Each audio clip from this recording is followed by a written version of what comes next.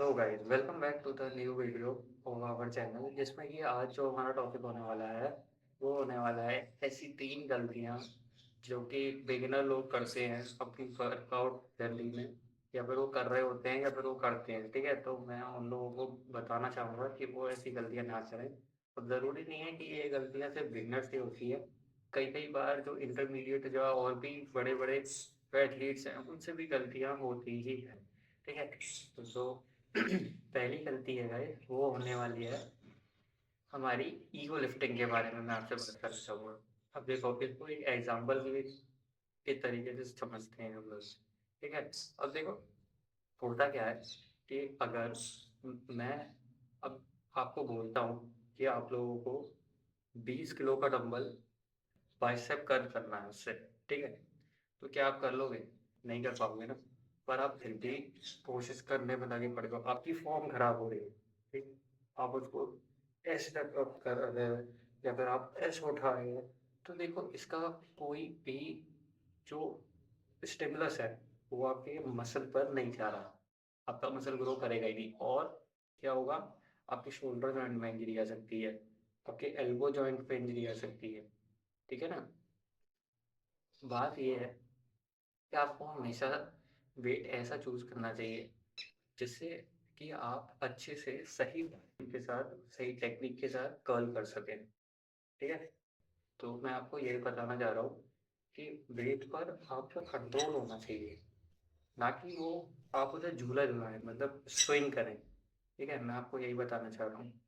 और इसके बाद बात करते हैं हमारे सेकंड पॉइंट के बारे में, जो कि है स्किपिंग फॉरवर्ड। अब मैंने आपको, जो मेरी पहली वीडियोज़ हैं उसके बारे में, उसमें भी मैंने आपको कई बार बताया है कि वार्म को हमें कभी भी स्किप नहीं करना चाहिए। क्योंकि होता क्या है ना, अब ऐसा हमें करना क्यों नहीं चाहिए, इसलिए कि हमें अपनी बॉडी को ये बताना होता है कि हम अब वेट उठाने वाले हैं, या मतलब हम अब अभी ट्रेनिंग करने वाले हैं, तो उसके लिए हमें ब्लड फ्लो की ज़रूरत पड़ती है। तो उसके लिए आपको कुछ ऐसी बेसिक मूवमेंट्स हैं जो कि आपको परफॉर्म करनी होती है, जिनसे हमारा ब्लड फ्लो और हमारा हार्ट रेट दोनों ही इंक्रीज हो। ठीक है, जिससे कि हमारी बॉडी वर्कआउट के टाइम पर भी अच्छा परफॉर्म करता है। ठीक है, तो ये होता है। और उसके बाद बात करते हैं हमारे थर्ड पॉइंट के बारे में। ठीक है, तो वो रहेगा हमारा डाइट और रिकवरी के बारे में। बहुत से लोग क्या करते हैं, सिर्फ जिम तो जा रहे होते हैं और वेट लिफ्टिंग भी कर रहे होते हैं, अच्छे से ट्रेनिंग भी कर रहे होते हैं, वो डाइट और रिकवरी को भूल जाते हैं। ठीक है, मतलब वो जंक फूड भी कंज्यूम कर रहे होते हैं और फिर ये सोचते हैं कि उनको बिल्कुल लीन और एक एस्थेटिक बॉडी भी चाहिए। तो मेरे भाई देखो, ये होता है कि आपको ना हर चीज़ एक साथ नहीं मिल सकती है। आपको कुछ सैक्रिफाइसेस करने ही होते हैं उसके लिए। ठीक है, बॉडी कभी भी एक दिन में, एक हफ्ते में या फिर एक महीने में नहीं बनती है। इसके लिए आपको सालों का डिसिप्लिन चाहिए होता है। ठीक है, तो मैं आपको यही बताना चाह रहा हूँ, आपको अपनी डाइट पर ध्यान देना है। ठीक है, आपको टाइम से अपनी मील्स लेनी है। ठीक है, जितनी भी आप मील्स लेते हैं, आपको उन मील्स में ये भी ध्यान रखना है कि आप उन मील्स में सिर्फ कार्ब्स और फैट्स ही ना ले रहे हो, उसमें प्रोटीन भी इंक्लूडेड हो।